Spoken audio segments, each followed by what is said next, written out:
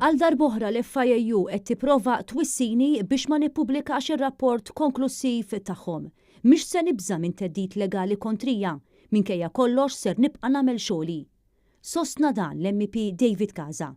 U żied jgħid li r-rapport tal-FIAU huwa konklusiv. Ir-rapport jitlob lill-Pulizija biex jipproċedu kontra Konrad Mizzi. Madankollu l-FIAU ħabiet dan ir-rapport għal aktar minn sena.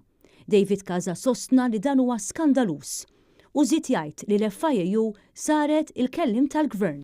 L-MEP David Casa sostna dan wara li l-FIAU qalet li r-rapport li għandu David Casa mhuwiex finali. L-FIAU ħarġet stqarrija wara li f'intervista fis-Sunday Times David Casa qal li qed jaħsibha bis-serjetà li jgħaddi dan ir-rapport lill-maġistrat inkwirenti.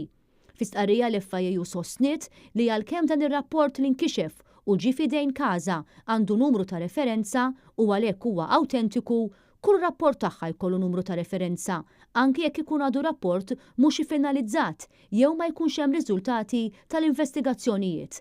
Ir-rapport, skont Casa, fih evidenza li kemm il-Ministru Konrad Mizzi kif ukoll iċ-Chief of Staff tal-Prim Ministru Keith Schembri ħadu xi flus f'buthom mill-privatizzazzjoni tal-Ene Malta.